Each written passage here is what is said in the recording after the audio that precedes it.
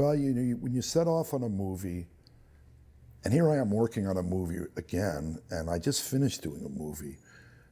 I guess it's a sign that you still really care about what you're doing, because under no circumstance do you want to repeat yourself. That's like the kiss of death.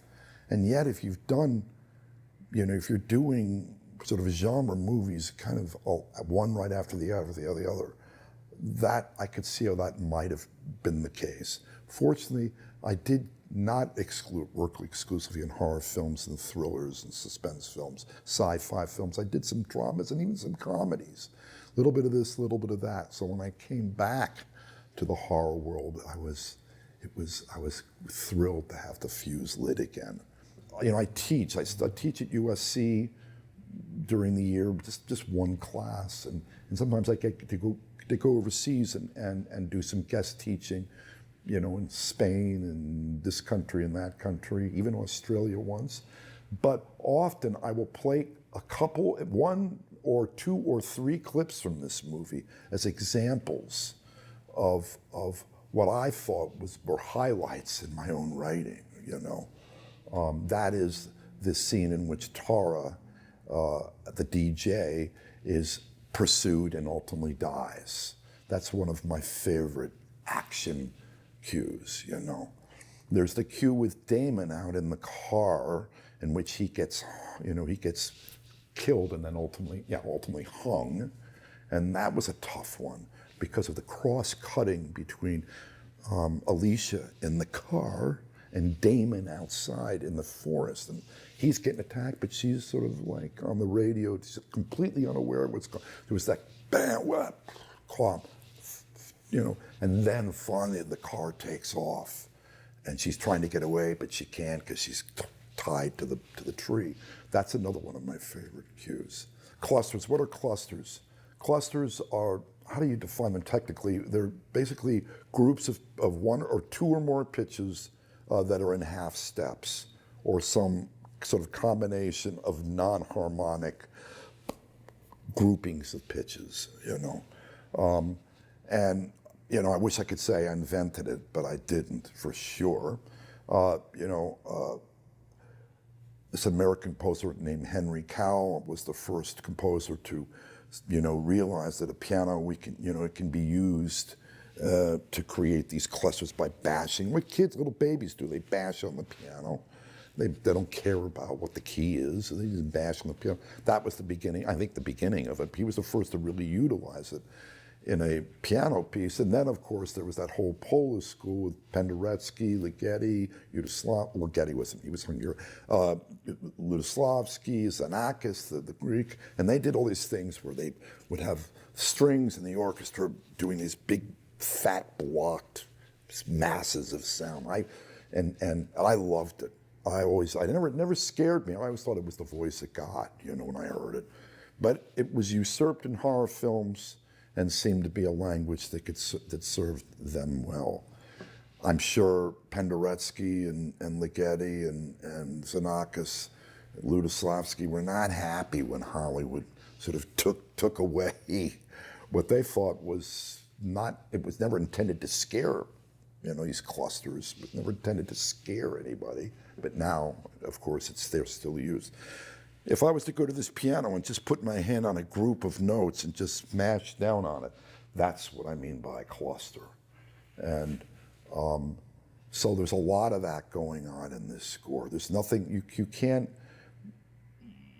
to have done that score entirely, Urban Legend entirely tonal would have been a mistake. There's certain things that a cluster can do that chords, no matter how complex they are, can't accomplish. And I mean, this is a combination of both. It's not just a cluster score. There's chords and motives, and it's not a great tuned score, I don't think. But there are clusters as well, but they're used hopefully in a meaningful way. When you're writing for clusters, often it's wrongfully thought that cluster scores, they're easy. It's just like a kid pounding on the piano. Isn't that what you just said, Chris? It's like pound. Yeah, No, it can be. You have to use these clusters in the same way that you would if you were writing a tonal score. They have a place, they have a register, they have a meaning they have to develop somehow. And so it all happens in your head. You know, if it's a language that you're attracted to, which I was, and you can imagine these clusters, then use it. If only I could feel completely thrilled with the fact that, you know, I'll be best remembered for all those horror scores that I did, I'd be a happy camper. I'm proud of them. I don't care what the critics say about any of these movies I've done.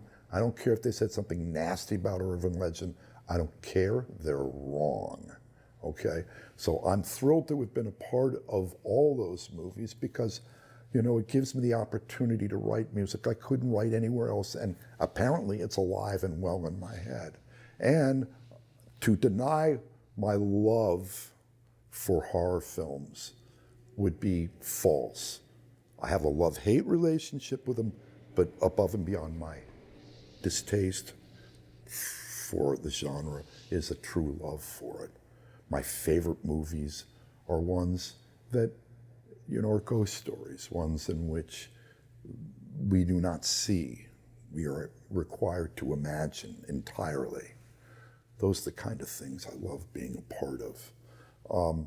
So, you know, I only wish that some of my non-horror scores had the same kind of, were able to get the same kind of attention that the horror films have gotten. Hellraiser, sort of little did I know when I worked on Hellraiser, that was probably going to be the one that was going to be etched in my tombstone. Now, there's nothing more boring than hearing someone who's been typecasted complaining. I'm not complaining here, please. I'm the luckiest guy. If Hellraiser's the thing that's not, you know, etched on my, and Urban Legend, which should be above it, by the way, you know, so be it. You know, I'm lucky that I had, you know, that opportunity.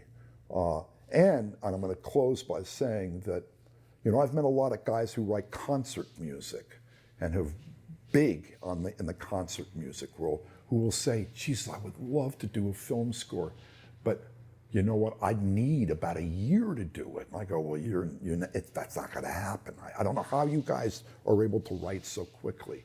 But the fact of the matter is the language for Urban Legend is the same kind of language we kind of hear.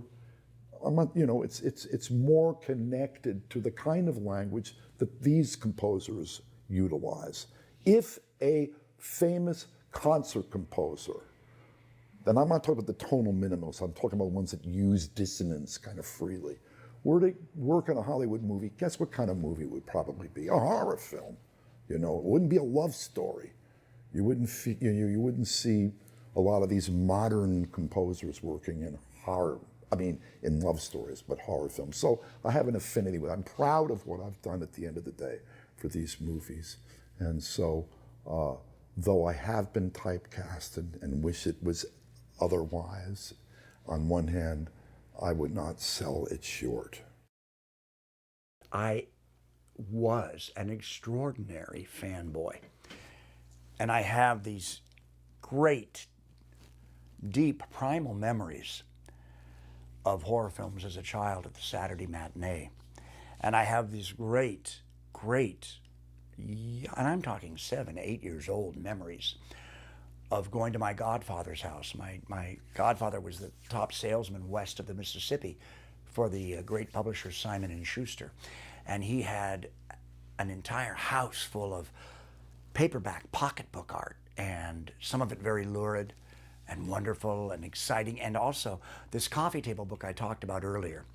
Life magazine goes to the movies with this red cover. And there was a whole section on 30s horror, golden age of horror, with a picture with nipples akimbo of one of the daughters of Dracula, which was sort of, you know, erotic to me. And then there was a great picture of Frankenstein and the little girl by the lake before he breaks her neck like a little flower. She loves me not, she loves me, and throws her into the river. And then there was a 2-page fold out of all the makeups in postage stamp size of Lon Chaney's silent films and early talkies, including one, I think it's called Zanzibar, where he put the hard-boiled egg placentia over the white of a hard-boiled egg over his eyeball, playing a blind man to make it look milky. Probably the first goddamn contact lens. So I was that fanboy. I stood in line for Horrors of the Black Museum and a Japanese horror and all of that. But then I became a theater actor. And Shakespeare and Chekhov and Albee and Pinter and Sam Shepard and George Bernard Shaw. And I became a bit of an Anglophile and a bit of a snob. Now I discovered a whole other group of great actors, Albert Finney, Tom Courtenay, Alan Bates, all of those people. But I sort of hid my love of horror under turtlenecks and corduroy jackets, trying to be this long-haired, classically trained actor that I was. And Wes Craven was the one that finally kind of peeled back the onion and reminded me of all that stuff and how much it really had influenced me and how much I understood it deeply and loved it. So yeah, I've always been a horror fan, and now I have much sympathy for the fans when I meet them at conventions. I love being recognized for all of my other work, and I love people that remember little moments in my other films, that little pieces of business I did or a monologue or something. But I do have great empathy for them as being not indoctrinated, but falling in love with this imaginary, scary world that gets to you a little more emotionally and makes you feel a little more alive when you watch it in the dark. And I think that's probably aided me, like Wes teaching me to respect the genre over the years and helping me make the choice to be loyal to it, which has actually elongated my career. I'm going to be 72, and I have 2 movies out right now, and one of the biggest games in the world, and I just finished doing a virtual reality project for one of the great young directors working right now, Alexandro Aja, and yeah, so I'm real happy with where my career is now. I'm hoping to work real soon with my old buddy Lynn Shay from the original Nightmare on Elm Street movie, and who those of you watching this know from her Insidious franchise and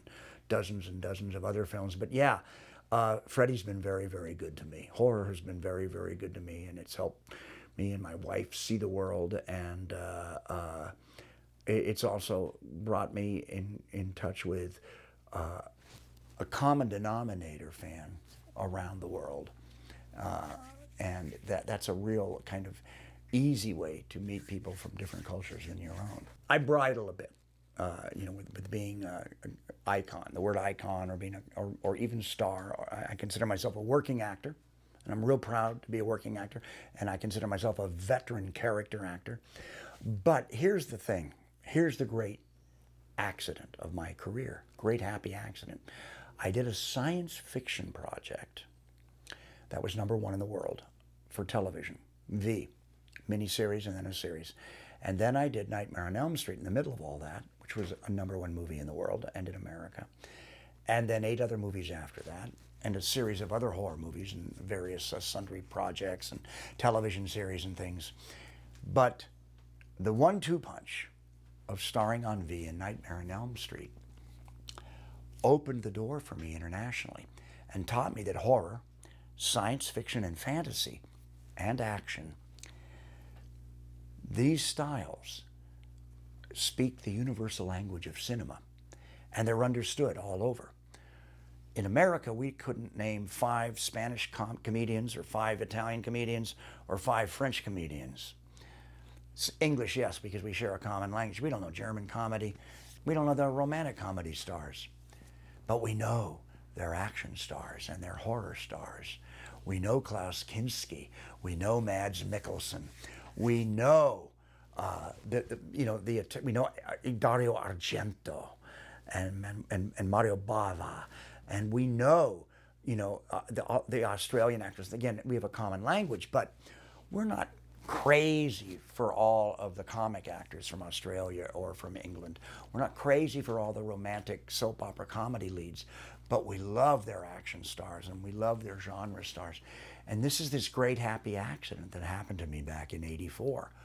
And I was overnight an international actor, and I've done 14 or 15 movies around the world now, everywhere from South Africa to Mexico to Israel, Germany, you know, Romania, Serbia, Italy, Spain, England. I said Romania, but everywhere, but Bulgaria, Russia, and one of the most exotic places on earth, Canada. No. Toronto. I finally figured my way around. No, but it's just this would not have happened had I remained the Americana actor that I was up until that moment of time. I was sort of the Southern best friend and sidekick of a lot of young stars in America, and it's just an accident. No one sets out to be that. You don't necessarily want to be that. Wes taught me to respect it, but it's just a great gift to be an international actor. You know, I'm a smartass, and I think that, you know, a college frat boy, I wanted to give him some charm. I wanted you to like him and be funny, but he couldn't just be the asshole. It couldn't just be the guy that you're like, oh, he'll die. I tried to bring something at, something more than, and I always do that with roles. I try to say, okay, he's supposed to be, let's play against the grain. Let's make him more likable. But when I came on set, really, Jamie was like, whatever you did in the audition, that's the character. You just keep going with it. And I would just play jokes on the cast and jump out from behind the couch when we're rehearsing and make everybody laugh, even Jared, who never laughs. And I just clicked. It was like being in summer camp, and I never went to summer camp. And it was just, you always think, what would it be like to be in a feature film? So imagine being 26, 27 years old, getting cast, and going with all these other young actors on this big production of a horror movie with a guy who's helming the movie, who's just so lovable, so likable, wants you to succeed. You know, that to me was like, oh my God, this is Hollywood. This is what it is. And I found out later that's not always the case. There's tons of stress. There's tons of politics. There's just a lot of things that usually come with being cast in something, and there's a lot of pressure. And I felt no pressure. It's one of the few times in my life I felt no pressure, so that was easy for me to just bring it. I just remember like one night hanging out at, I think it was Michael McDonald's apartment that he rented. He was a producer, and I remember being on the bed. They had this big bed, and all the cast, except Jared and a couple others, and Gina Matthews, were all just lying on the bed drunk and laughing and talking and looking up at the ceiling. And the more I think about it, the more nostalgic I get, and I start to think, wow, what a blast that was. And I think that you take things for granted, and so many great things. Right now I'm at that stage in my life where I'm learning how to be present, really how to be, mindfulness. And I know people laugh and scoff at it, but like learning how to be present and just enjoying each moment. If you can do that and just enjoy, instead of thinking about the future. And my therapist said, he's like, Michael, you got one foot in the past, you got one foot in the future, and you're pissing on the present, man. You're pissing on. He didn't yell at me though, but it's so true. And that was a moment, again, with no social media and just enjoying 3 months of being with great people who wanted to make a good product and make a great movie. Growing up, being in my room, watching movies, memorizing lines, and just like I remember in The Line of Fire, just learning Malkovich's line. No, remember? I do. No, what you couldn't possibly know, Frank, is that they sent my friend, my comrade in arms to my home to kill me. I never lied to you, Frank, and I never will. And I want to learn that. You have a rendezvous with my asshole, motherfucker. We were filming this one scene, and I was so in my head, like wanting to be great, that sometimes you don't listen, or you don't. It's like the easiest mistake you make as an actor. It's like sometimes you just have to fucking listen, dude. You forget the easiest thing that you were trained to do. Listen to the other person talking and react. It's as simple as that. If you do that, you're gonna be fine. And I remember doing a bunch of takes, and I was like, I don't know, am I nailing this? But the support system was just like, they're like, yeah, we're gonna do it again. We're just gonna keep doing it again. This is what we do. I always feel like take one, I gotta nail it so then we can move on. They're like, we're never moving on after take one. We're moving on after take 10. And so when you start to realize, because I hadn't done a lot of filming, and when I realized, hey, they gotta shoot the hell out of this. This is a major motion picture. We're not just doing one take. And I was used to doing a lot of theater. So that took me a minute to get used to. And it also took me time. I remember Rodney Dangerfield in Caddyshack. He had never done a movie. And he was on set. Dangerfield's on set. And he says a joke. I don't remember what it was. I was like, 4. Hey, I should have called 2 because it hit the guy in the nuts or whatever. And he's there and he's like, in his head. And the Italian guy comes up to him from Caddyshack and goes, hey, Rodney, are you all right? He goes, I'm bombing here, I tell you. I'm bombing. He's like, what do you mean? He's like, nobody's laughing. They can't laugh. Their sound. They can't laugh. He's used to instant gratification, immediate attention, immediate response. And that is a real thing, because I was always used to people laughing and joking and doing a play and saying a line and the audience embracing you. And I had to get used to the fact that you're funny, but no one's laughing.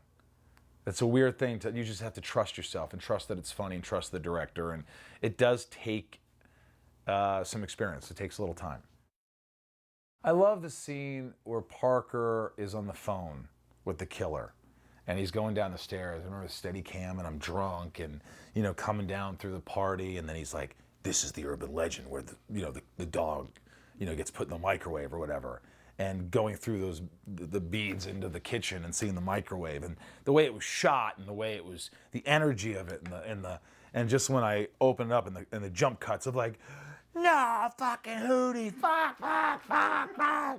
It was just like, I was like, yeah, fucking nailed it. And you don't know what it's gonna be like when you're doing it. It seems like everybody's quiet, no one's making any noise, so the sound's good. And I'm on the phone, I'm like, okay, how's this gonna look? And I just remember that being a great scene. It had a lot of energy. I remember that, even the scene where they introduced Parker and all of us really together in the hall, the mess hall or whatever, and just like messing with Jared Leto and going, bye, Paul, and doing like, all these things and like doing, and then he just like barrels throats ear to ear.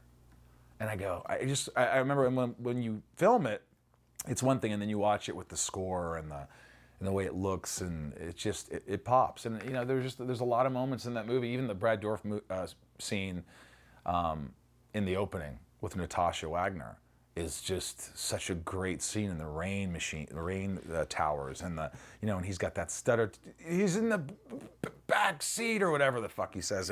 It's just like, oh my God, this is like, if you really, people appreciate this movie. I think when you watch it again, you see that it was really a well-made, well-cast, well-shot, produced, fun horror movie.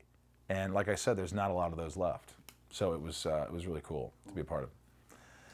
Yes, I saw a rough cut at Jamie's, the director Jamie Blanks' house that he was renting in Toronto, and he showed me. I was lucky enough to be the only one. I watched it with him. Do you remember that? I do. We watched a rough cut. And I was like, hey, of course, and as an actor, you're like, where's the scene where I'm having sex with Tara Reid's character? It's like, yeah, I don't know. We're going to try and get it in there, man. I'm like, okay, what happened to that one scene where I'm walking down the hallway with Rebecca and I jump out and I scare him? He's like, yeah, we might bring that back. And I was like, of course you're stuck in your head. But I look back and I was like, wow, I left going, this is a really cool movie.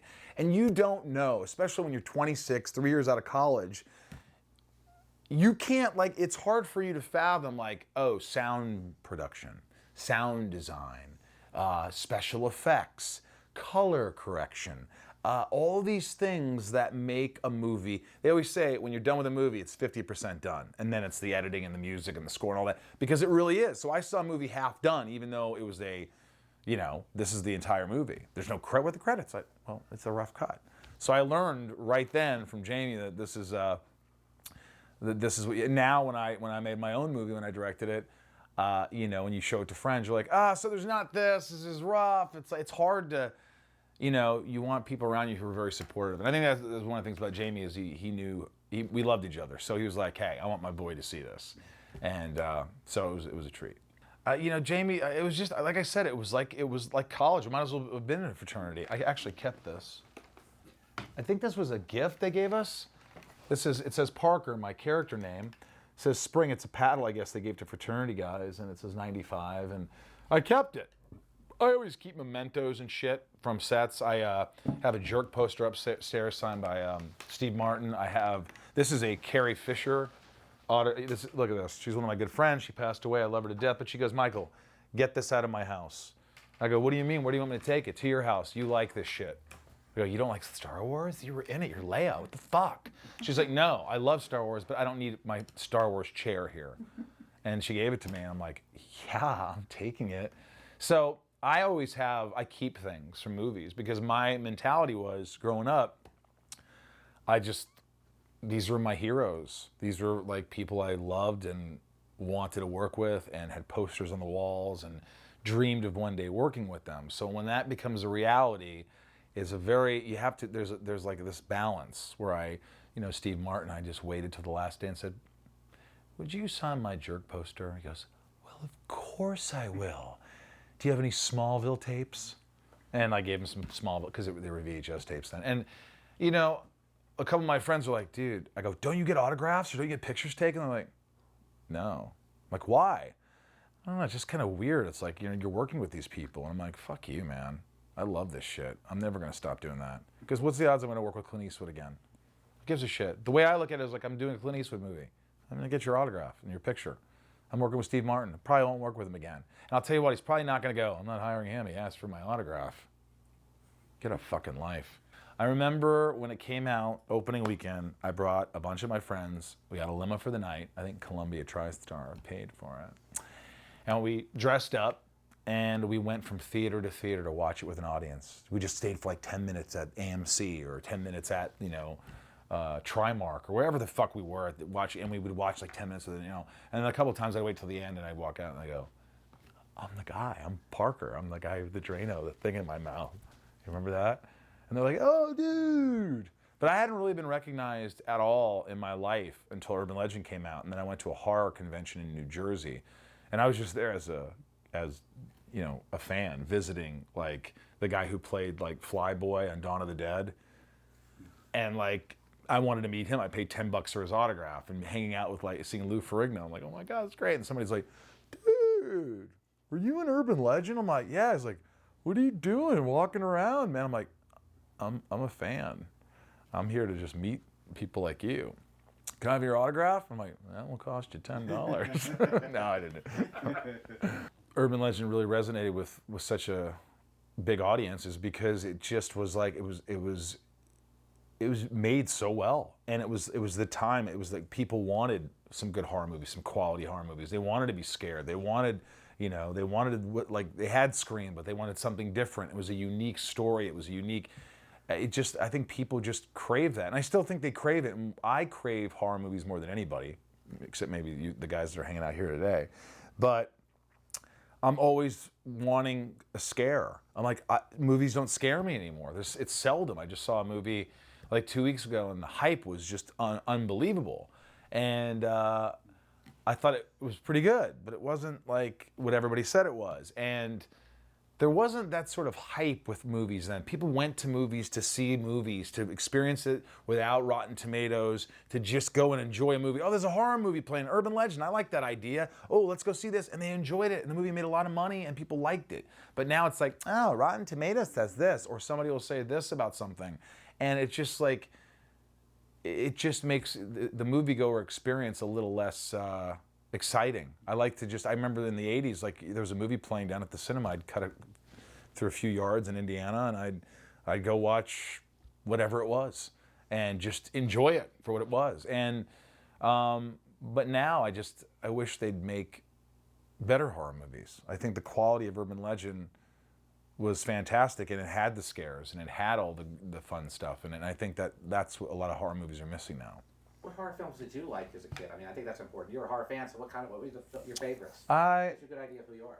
I'm a huge, look, it's easy to say, everybody's probably like, of course, but like The Shining, I watched it probably 1,000 times. I know almost every line of that movie, and you got no business going in that room 237. You called him Doc. Well, that's funny. Well, maybe I just heard you guys talk. I was like, yeah, it's possible, but I don't think we said it. I just remember, but like that movie, The Omen with Gregory Peck, scary movies with great stories. When a Stranger Calls, the first 10 minutes and the last 10 minutes of that movie, there's no scarier movie than that in the first 10 and the last 10. Did you check the children? Do you remember the moment when he calls on the phone? She's like, what do you want? He's like, your blood. all over me. And you're like, oh my God. And back in the 80s, that's why it was so great. Even the 90s, this is why Urban Legend worked. No social media, no cell phones. There was like, that was the scare. You couldn't call mom. You couldn't call the cops. You couldn't, she's on a phone. And he's like, hey, we traced the call. It's coming from inside the house. She's like, ah. There was like this holy shit isolated feeling of movies back then. That's why the best horror movies were the 70s and 80s, even 90s. And, you know, to me, The Exorcist 3, which we were talking about. I mean, movies that have scares and good stories and are shot well with great actors. And the great thing is you don't need big names for horror movies. And I just never understand that. It's like, we got to get these in. Listen, you don't need big actors for good movies. We were mostly unknowns. You could have put any actor in there that was good, and Urban Legend would have been good. Anybody in the screen, they were all unknowns. And I liked how Jamie did that for the most part. Wes Craven did that. And when you just like, you're not worried so much about star status and star meter. I think that you just worry about talent. Let's put talent in here. Let's let the guy who's auditioning, who kills it, put him in the movie because he deserves it and he's great and the movie's going to be better for it. So, but I love so many horror movies. Return of the Living Dead is probably one of my favorites in history. I mean, because it's fun and it's scary. Of course, Dawn of the Dead, even the new Dawn of the Dead that my friend James Gunn wrote was great. Zack Snyder directed. I really enjoyed that. I think it was a unique, cool way of telling that same story. I think everything's cyclical. I think that everything comes back around. It's like, you know, I've sold scripts where they're like, oh, we're not looking for that now. But I'm like, maybe they will. They'll eventually, it comes back because you run out of ideas. And that's why it's hard for me these days. And I hate to be like movie Nazi. But I feel like, you know, without saying studios or without saying, I think that it's like, do you remember the time when there'd be one big movie, like Star Wars came out, Empire Strikes Back. And then you have to wait 6 months for like Raiders of the Lost Ark. And next year, Back to the Future. I feel like it's not that people don't put as much passion in the movies anymore, but they're like on a cycle. It's like, this has to be out then. This has to be June 1st. This has to be June 30th. This has to be July 1st. And so there's so many movies, and it's, I hate, again, oversaturated for lack of a better word. But you used to wait for these big movies to come out. Like Urban Legend was a big horror movie, big production value, and you were like excited about it. And I think that these movies come out every week, and I just sort of like, I'm numb to it. I'm like, I don't care. I'm like, it's the same movie told the same way with the same special effects with, oh yeah, that's cool. But it just, to me, I'm always been a horror movie fan. People don't understand that because they're like, oh, you're Lex Luthor. You love superhero stuff. I'm like, here's a secret. I really don't care about it. I grew up with horror movies, Fangoria magazines. I locked myself. It was an escape for me, horror. And like being scared, it's adrenaline. It's like going on a roller coaster and just fucking, when you get that scare, to me, that is happiness for me.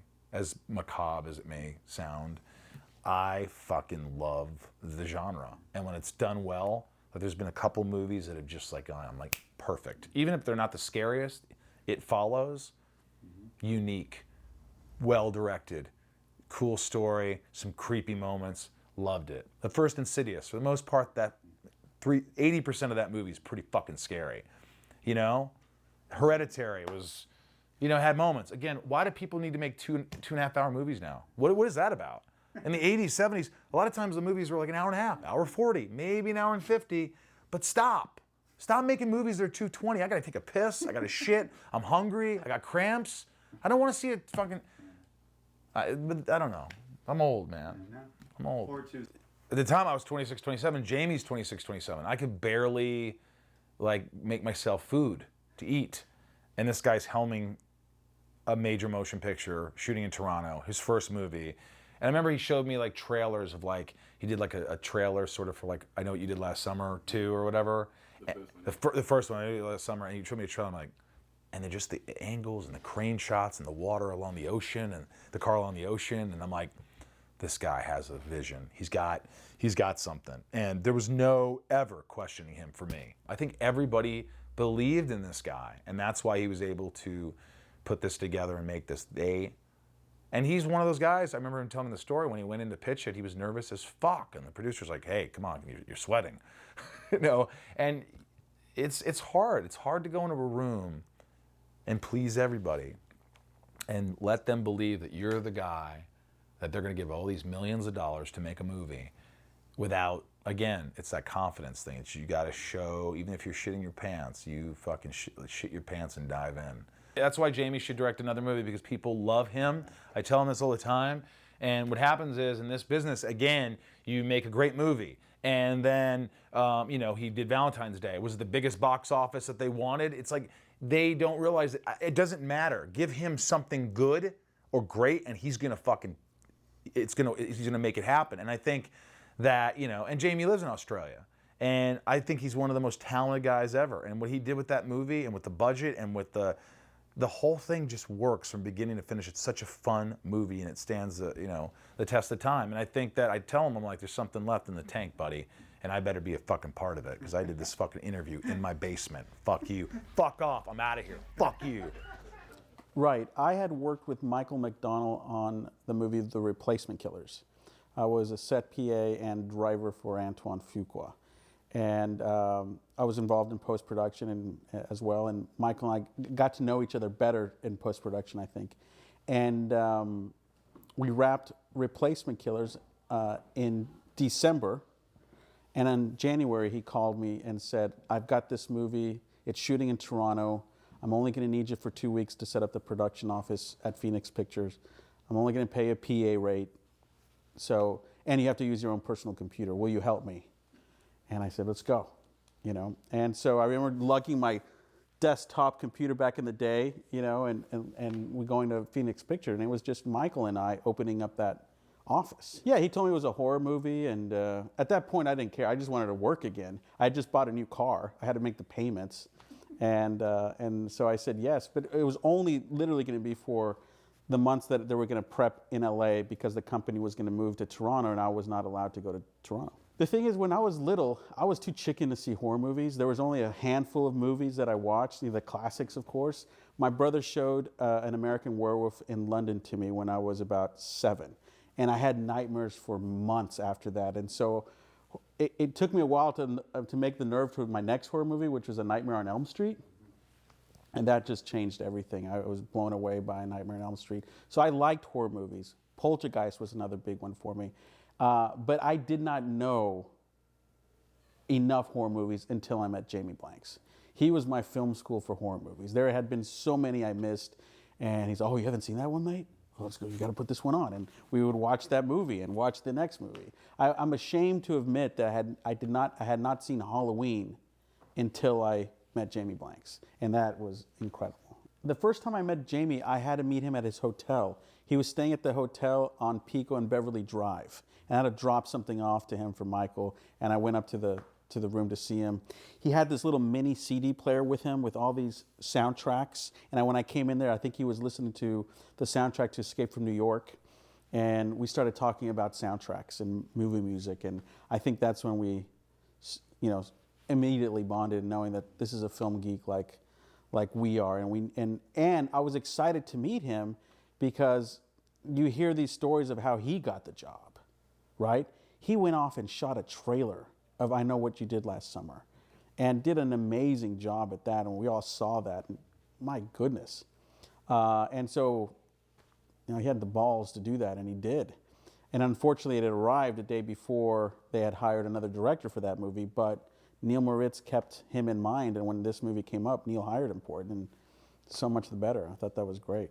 This was my first movie as an assistant. I had been a PA before and a driver for other directors, but not an assistant. And I really didn't know a lot of the things that an assistant was supposed to do. And thank God Michael was there to pinpoint me. And I remember the first day we were in Toronto, about to take off to go on a location scout. I remember asking Jamie, do you need me for this? Because I got some other work to do. He's like, no, mate, you're fine. You do the work that you need to do, because I did have a lot of backlog. And the bus took off. And then literally 5 minutes later, there's another phone call from Michael. Get your ass on the bus right now. You go where the director goes. That's your job. I was like, okay, great. So that's the way I learned that way. So everywhere Jamie went, I know I was supposed to go.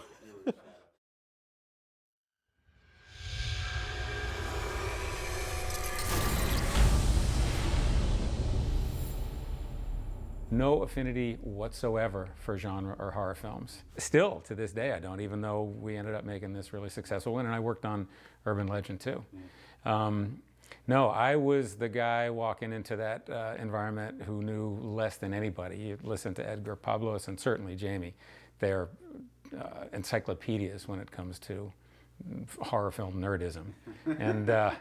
And I didn't know what the references were. I didn't know the homages. I didn't know the camera angles. But I didn't need to do my job well. That wasn't incumbent upon me. Well, the very initial meeting was flying with him from LA up to Toronto. And, you know, it was January, I'm guessing, when we went up there in Toronto. And he was wearing shorts and a t-shirt and a pair of sneakers, and that was it. And didn't have anything more than that in his bag. And we were going up there to scout locations. And so we made a beeline to the equivalent of the Patagonia store at the time and got him all suited up. But my first impression was, this is a guy who's never seen snow before. And he's up here trying to make a movie. And we were feeling each other out. And I tried to give him as much, and I'm looking over to him while I'm saying this, as much reassurance and confidence as I could by just saying, we got this, it's gonna be fine. You know, we're gonna get through this and it's gonna be really good, and I got your back. I love Gina. She's got unbelievably wonderful energy. We had a really good relationship. It was contentious sometimes because both of us were at places in our career where you want to plant your flag, like I am the producer, I am the producer. So she had a great relationship with Jamie, and I did too. And so I just read the little thank you card that she wrote me, which I haven't read in 20 years. And she said, it wasn't always easy, you know, we had our shares of ups and downs, but we came out of it really close. And yeah, the movie would never have been made without her. And yeah, so she was a great energy, and she's gone on to a terrific career too. I don't even remember exactly how it came about, because I hadn't done anything like that really before. I think it was, for me, I was excited to play an adult because I had been playing like high school and younger than that. So I think 2 years before I was playing like 14 or 15. So I was pretty stoked to have a sex scene, even though it unfortunately was that kind of sex scene. And just to be a little bit edgy and a little bit darker and more mature than what I had been before. But then I remember seeing, Jamie showed us the opening with Jordan Ladd. No, it was Natasha Grayson. Natasha, yes, I always get them mixed up. With Natasha, and that was the urban legend that I remember hearing not too long before we shot the movie. When I got my driver's license, it was like, oh, I was like in the backseat of your car, you know? So I saw that cut together with the song choice, and I thought, oh my God, like I have chills. I thought, oh my God, I would have loved to do that role. Like that would have been really cool, because that was the one that like I thought was one of the scariest ones. So, but I'm still glad that I got to do Tosh and play a goth girl, which then I did started getting movie offers for goth girls after that all the time. I was like playing the bad, edgy girl, which was always fun. You know, I mean, it was the beginning of like chat rooms and online dating and what could really happen. I don't even think Craigslist was a thing yet, but it was the beginning of this kind of disgustingness about how you meet people, and you just don't know who you're inviting into your life. And unfortunately, she learned the hard way, but it wasn't him. So it was, she's in a league of her own. No, as soon as I put the outfit on, I was like, wow, this is really cool. This is kind of awesome. I remember like the costumer bringing a bunch of stuff to our fitting and thought like, wow, this is so awesome. I get to wear like makeup and like smoke on film, which I'll never do again. I mean, I don't smoke. I smoked then in real life, and I was like, oh, I want to smoke in a movie because I'm cool, because I'm 20. That was just a bad idea. You don't realize you're going to be smoking like 800 cigarettes, so it was just disgusting. It just felt like it fit, you know? And even like the earring in the middle of the nose, like it just sort of, and the color lipstick and everything just kind of brought it all together. The greatest thing about horror movies, in my opinion, is that I would say all of the directors that I've worked with are fans. Like they start off as fanboys of the genre, where you don't see that in any other genre. So they're excited to be there, and there's like always this kind of giddiness behind the monitor because they're like watching you on screen, but it's their movie, so it's kind of a weird mix. I mean, he's super easy. He's an Aussie. Like, how much easier can you get? Yeah, I didn't even really have. I think I yelled at her. I think I had one scene where I yelled at her, but I was in the midst of being preoccupied. So I mean, she was great. She seemed maybe a little overwhelmed by. She's a sweet, awesome, nice girl, and I think there was just a lot of stuff going on. So I was kind of like, oh, I've been there, done that, And this is a much bigger production. The Halloween movies were like a quarter of the budget, not studio films, and I was working as a kid and nights and freezing and 15-hour day, just like it was completely different for me than coming to like on a studio film where there was like real food and so I think she's really sweet and she was great. Well, Tara I knew because I'd been her roommate for a long time before then, so I reconnected with her. I met Michael Rosenbaum, who became my friend he's still my friend for many years after that. And I mean, I never saw never saw anybody else again. Did you get a chance to see Robert Englund or Loretta Devine? Oh yeah, I mean, I see Robert all the time. I mean, we do like conventions together. We've done other movies together, and usually we've done web series together and a whole bunch of stuff. So I always say like he should have his own travel show because all he does, like he knows everything about everything. Robert's great, so yeah. At the premiere, yeah. And I remember what I wore. Like I remember everything about it. I was so excited, and I thought it was great. I mean, it's still a huge classic horror movie that you watch it now and it still stands up. I mean, it's different. They took time making movies in the 90s. They don't really, not a lot of movies. It's starting to change, I think, now that we're getting some recognition. But they're fun and difficult to do. So it definitely stands up. Not everybody's going to the movies anymore. I mean, I was watching an interview with Tarantino the other day and Leo, and they were talking about, he was at some like convention for movie theater owners, and he owns, the theater here, and he was just saying like you have to go to the theater. You have to see these movies in the theater. There's nothing like going to a movie theater and watching a movie. I don't care that you can get it on your computer can go to your television. Like I've got all of that stuff. It's just not the same.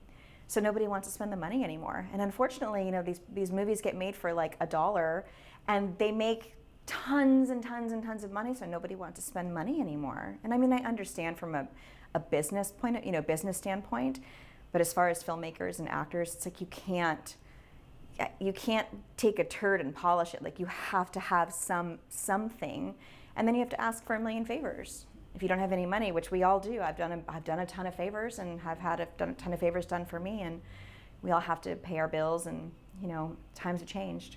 Maybe because they took time to do it and thought it out, and it was done with love, and it was smart, and it had elements of real things that we all heard growing up. It wasn't, I hate to use this term, but it wasn't like about a boogeyman behind a mask, which is scary too, in a totally different way. I always say that like the scariest for me are the people that like are in your circle or your neighbor, like you don't really know. It isn't this big, CGI'd thing. And the movie moved fast. I think the pacing of the movie was great. The look of the movie was great. The score, there were a lot of elements that I think, the cast, I think all of the right parts were put together. And Neil Moritz knew how to make a great movie. He was making great teen movies, essentially. Did a ton of them around that time. And they're all great, all those movies. And you wonder, like, is it because of my age that I grew up watching these? Like, is it because I was 20 watching 20-year-olds? Is that why it's so great? I don't know. I wonder what kids would think of it now. I think a lot of time nowadays we're making movies in like 10 days and 12 days and 15 days, and it's like hurry up, get them in, get it done, and get them out. We got to get it going. And I think that thinking back to the friendships and the way things were on set and the camaraderie and that's kind of what it's supposed to be, right? I mean, why do it unless you're going to have a good time doing it? So I think going into the next one, just making sure that's a part of it is really important. And doing movies that are not micro budgets, that you really do, like, people do care and all the pieces are there and you really want to show up and be a part of it and do a good movie.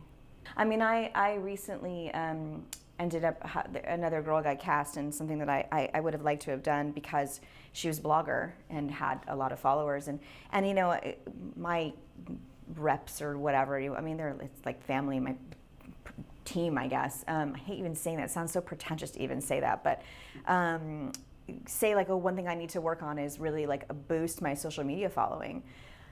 How?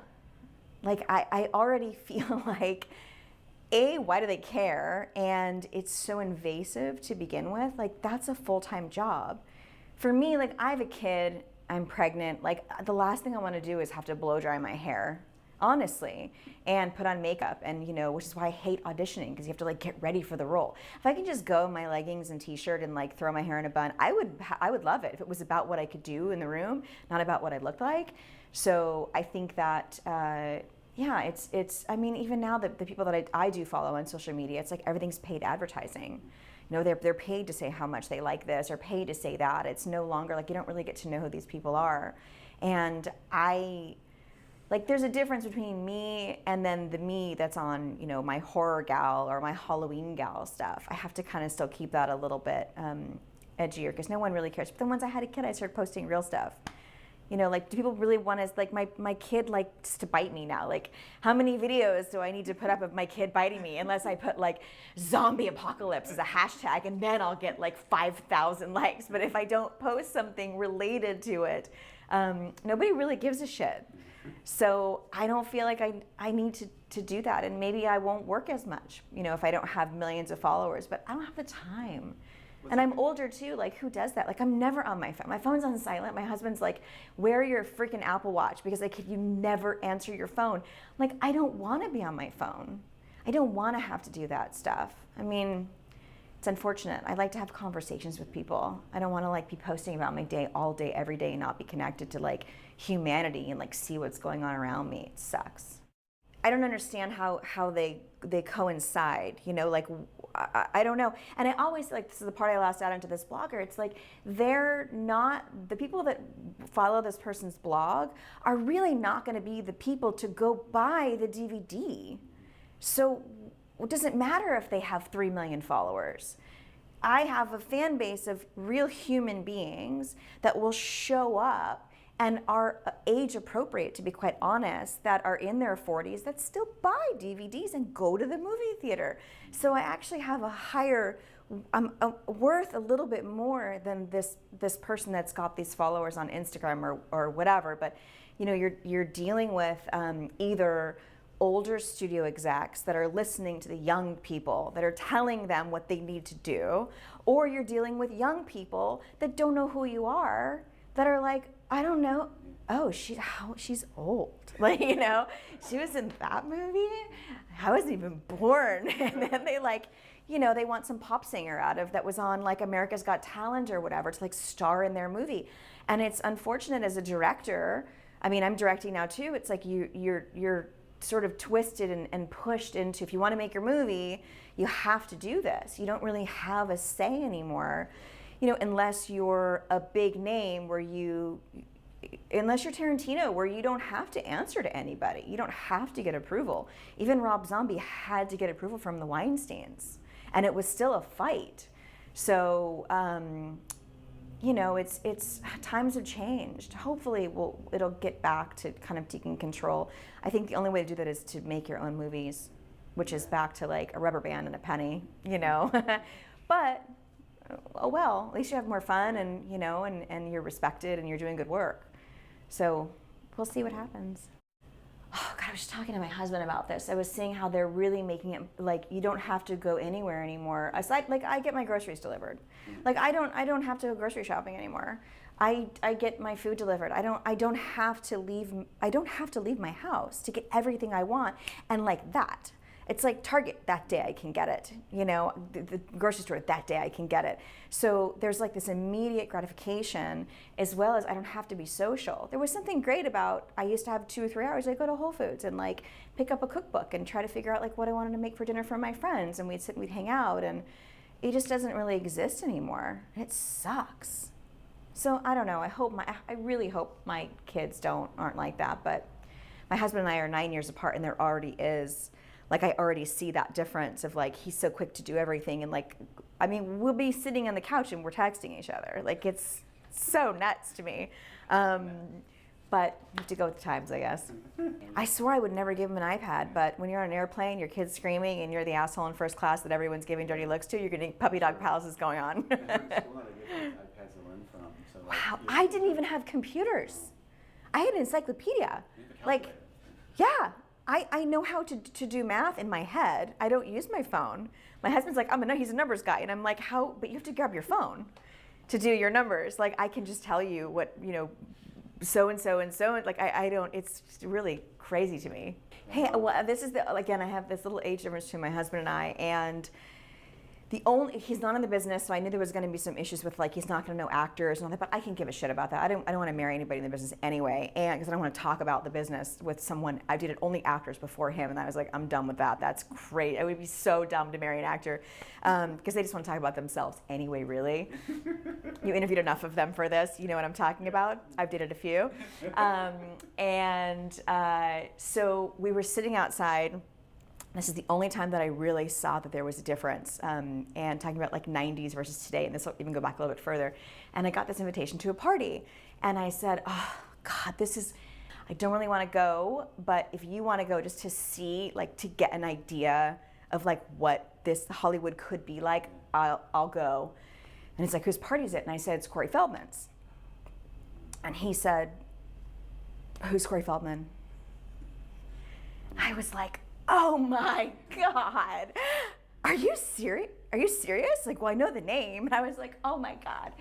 So hopefully fans of Urban Legend will be like, will remember the 90s, hopefully like the kids that watch it now will go back and go like, oh, I remember that girl was in this, or, that guy was in this. It won't be just Jared Leto that they know nowadays. When looking at and sort of researching, and we had books and books and books of urban legends, right? And we sort of also knew that there's a possibility that this becomes a franchise. So we didn't want to use all the urban legends, and we would never have enough time. So we sort of went through and thought about the ones that also could be part of a story, could kind of have a beginning, a middle, and an end, could also confuse the audience a little bit and allow them to try to figure out. They weren't so short that the audience could try and, oh, I know what urban legend this is. And so they become part of the journey of the story that you're telling. And a great example is in the opening of the movie with Natasha Wagner, because it just seems just like a regular girl in the car. And you don't really know until the guy is stuttering. You're so afraid for her. You think he's gonna attack her, and the phone's hung up, and he's chasing after her, and it's pouring down rain. And when she's like, pulling away, and finally, because he has that bad stutter, and he says, there's someone in the back seat. The audience lost their minds. And of course, it helped that the song she was listening to on the radio is "Turn Around, Bright Eyes." And there's like a guy in the backseat, and you're like, turn around, and you just see the shadow of his axe, and then she's gone. So right away at the top of the movie, that's so important. We scare the audience, but they have a blast, and it's just a ride and fun. And in our first test screening, it totally worked. Making Urban Legend was filled with extraordinary moments for me and memories. It was my first movie, and I could spend hours talking about all the incredible memories that I have from that time. But if I have to pick one, which I know I do, you know, I'm from Eugene, Oregon. I come from a very small family. My mother's from Naples. My father was a butcher. I really had no business coming to California to have this dream of making movies. It just was not in the cards for me, but yet here I was.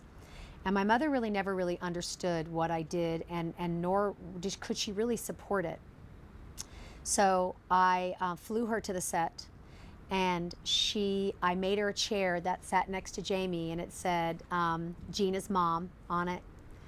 And she's this little Italian woman from Naples, and we're shooting the cafe scene, and she wants a coffee. She goes up and she wants to get a coffee because she doesn't understand that they're all extras and this is a set. And this is a set. And so she sits back, and I'm sitting next to Jamie, and I have headphones for her, and she watches the scene of them in the cafe, and all the cast is there and everybody, and they were so wonderful to her. And she gets done, and we're watching the scene, and Jamie's like, and cut. And then he turns back to me and he's like, well, what do you think? And I said, well, I wonder, it's got to be funny, but there has to be weight to it. And we're chatting, and he's like, yeah, great. And he goes to give the notes, and I turn to my mother, and she is in complete tears, so crying. And she goes, I finally understand what you do. You're a mother to all these people. And I said, yeah, I guess as a producer, I'm a mother to all these amazing people. And so she managed to convince Jared Leto, who nobody had ever been in his house the entire time, to allow her to cook a homemade Italian meal from Naples for the whole cast and everybody in his perfectly meticulous white apartment or house that nobody had been in. And she did. She cooked this incredible meal. So she was also the mother to all these amazing people. And that, to me, was when my past and my personal life and my professional life kind of came together in a way that I don't think I'll ever have again. So. The only horror film I think I looked at was John Carpenter's Halloween. But if you look at John Carpenter's Halloween, it looks like a European art film. It looks like a horror film done by Antonioni. It's got long Steadicam shots. It's 2-3-5 again. It's all the things that we liked that subsequent directors didn't do. It's going for the cheap money and the cheap laughs. That just wasn't us. I think the films of the 70s were very influential to me. Films of Vilmos Zsigmond and Laszlo Kovacs had shot, from Easy Rider forward, but things like McCabe and Mrs. Miller, Deliverance, which Deliverance has a lot of horror in it, but it's a serious drama. So I always had gravitated towards serious dramas and not comedy at all. I had a background in documentaries, so this was all new to me. And then you're out on the streets of Hollywood trying to get a job, and couldn't get a job in movies to save myself initially. And luckily, music videos had come along, and I did all the West Coast hip hop. I did the first music videos of NWA. I shot straight out of Compton. I did the first music videos of Hammer, Too Short. I did some work with Tone Loc and those characters, and I did the Hammer work led to work of James Brown. So I built up a large portfolio of music video work that had a lot of freedom. In shooting that, there was a lot of freedom. I hadn't gone through the rite of passage of a lot of Hollywood cinematographers that were working for Roger Corman and shooting a horror film. I interviewed for them, and usually they were just so offensive to me because not just because of the content, they were just too low budget and too just tacky, cheesy. There was one I went for, and the people were being sawed up with bandsaws. Little did I know that would become a whole genre later. So I had been shooting movies and shooting television movies, had left music video world. I never shot a big movie, and that was a goal of mine.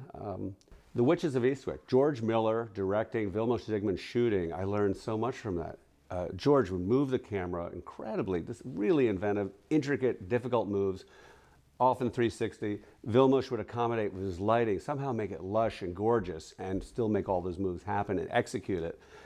Watching that relationship of the director-cinematographer was really influential to me. And I say, wow, I could do that. I couldn't do it before I saw that. When Urban Legend came along and I started talking to Jamie about how we would shoot it, and he said widescreen, and I said widescreen. And that goes against the genre of horror films. You don't see horror films in that day shot in widescreen. But Witches of Eastwick had this horror element to it. Deliverance, horror element. Those are widescreen movies. So why not take a serious dramatic approach to a horror film? 235 is harder to shoot because you have things of focus is more shallow. So it's technically more demanding for the cinematographer, but the look you get is great. And also, there's a lot of group shots. So 235 has an advantage in the sense that you have 2s and 3 shots, and the scenes play better and are more natural. So the film is more cinematic and less cutty than let's say in TV and 178. When talking to Jamie before I was hired, and then in prep, that's what appealed to me. As we scouted locations, we looked for, we can do this shot here, dialogue, and then there's a little single or a close-up here, or there's a scary moment. And playing it, not always playing it in one, but playing it in 1 or 2 shots. Really showing the architecture and the location. I think that's important. A lot of films, certainly it happens in TV more, but even in films, it's very, very cutty, and it's like radio. With headshots. So that's not filmmaking. Cutting, someone says this, someone says this, someone says this, someone says this. That's not filmmaking, that's radio with pictures. And what we set out is to make something cinematic. I had complete freedom on the lighting on Urban Legend. I mean, it was Jamie's trust in me and encouragement, dark, spooky, but make it real. So I think a lot of horror films are lit in a crude way, so it's an artificial kind of darkness. They're gothic. It would be kind of a pushing it in a way that's not realistic. So this was a thing of like, we're in an environment and it's normal, and then she walks there and it goes darker and darker and darker, but we still see with the action of what's happening. So that was a tremendous challenge for me visually. Sometimes the death of Josh Jackson's character when he was pulled up on the rope, that was down in that valley. We had 2 lights in the scene, basically. A BB light, a giant light with 12Ks on it, shining down. Sorry, a giant light with 6 12Ks shining down, lighting the valley. And then in the car, a little tiny micro fluorescent light, a little eye light in this giant scene. So I think at the time I was pushing the envelope of what film could do. It was exciting for me and risky. Jay Cassidy would always call me up. He was watching the daily. He'd see them before me, and he'd say, "Hey, you better come and look at this. I want to see if this is too dark." And I go and say, "Yeah, that's a little too dark." We pushed it. So I think that was important. How to make it dark and full of tension, but also see the landscape and see the architecture. If you look at a lot of horror films, Night's Theory, you don't see anything. There's like a tree. But we lit a whole valley, or we lit a whole campus. And then add rain into the mix. We had these giant shots of rain and cars going through rain down the highway. I mean, it was a real challenge for me. The only studio work was some of the work in the rain inside the Jeep at the end, where Rebecca's stabbing Jared. I think some of that was done in the studio, but it was like, not a studio, because we had thousands of gallons of water pounding on that car. I mean, it was deafening. You literally could not hear. There was so much water we were using. I think we achieved everything we set out to achieve. And sometimes in the course of doing a scene, it's like, well, we don't need that shot. I think if you look at the storyboard, there's more shots in it. We found, because we were shooting 235, you could do things in one, and we discovered, wow, it's more real. You're really there. This is really happening. You're not cutting to something. Because as soon as you put a cut in, you're almost telling the audience something bad's going to happen. But by not cutting, by letting the action flow and happen in its own pace, it's much more real, and I think creates more tension. The audience is waiting for something, and sometimes it doesn't happen. That's the other great thing. It's the lucky, fortuitous circumstance that we had the right line producer, Michael McDonald, and a good production manager. It was great crew. I had a great camera crew. Peter Rosenfeld was I kind of discovered Peter. Peter had only been doing TV movies, but he had one film on his reel. It was a Steadicam shot from Shanghai Triad in China. Peter was a news photographer. He got interested in Steadicam, and he became the first Steadicam operator in China. And then he came back to Canada, but people didn't know him in the movies. He was doing these little low-budget films, and he said he was by far and away the best Steadicam operator.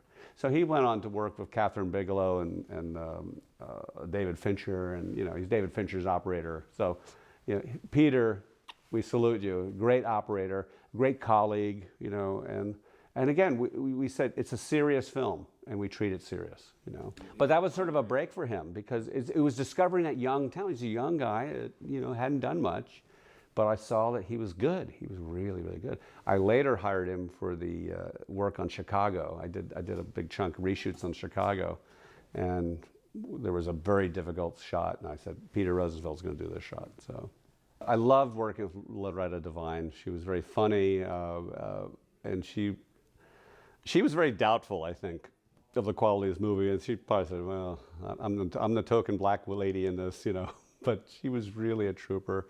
We loved working with her. I worked with her in subsequent projects. Then about 3 years ago, I've been doing American Horror Story. And this cinematographer of Scream Queens, Michael Goy, called me up and said, we're behind. Can you come down and shoot some scenes with Scream Queens? So, sorority girls getting murdered on campus. It's kind of similar genre. So I go on set. I don't know anything about what I'm shooting that day. I'm looking at the pages. There's a security guard's Jeep. And I go, wow, that looks familiar. And then I look over and I see an African-American woman. I thought it was Loretta Devine, and different actress. And she had the same kind of frumpy outfit and a gun and holster, all that gack. And then we're doing the scenes, and it's a scene from Urban Legend. It's the same scene. So I'm sitting there with the director and go, I've shot this scene before. And he turns to me and says, yeah, I stole it from Urban Legend. The thing that cinched it for me, after the movie was done, I saw Gene Siskel and Roger Ebert arguing about the film. Roger Ebert liked the film. And Gene Siskel jumped on him and said, oh, you can't. It's just a horror film. Oh, Roger, what's wrong with you? And he kind of bullied him. And Siskel went into this little rant, and he said, the problem with this film is it looks too good. Horror films are supposed to be cheesy and cheap, and the filmmakers are kind of winking at you at the audience. It's not really serious. But this film looks like a real movie, in so many words. And I think that's kind of a backhanded compliment to what we did. Yeah, you forget about work you've done in the past, and then some people ask what features you've done, and you kind of say Urban Legend. They go, oh, Urban Legend, wow. And so it always jumps out. And it did help me later in my career when I did American Horror Story. I did season 4 Freak Show with Michael Goy. We shot it together. And certainly the lessons of Urban Legend I applied there. And that was a similar circumstance with Ryan Murphy producing and directing, wonderful director to work with, creative freedom. See, and that we had that on American Horror Story. You don't always get that in films. The degree of freedom and creativity is expressed, and I have a team that supports it.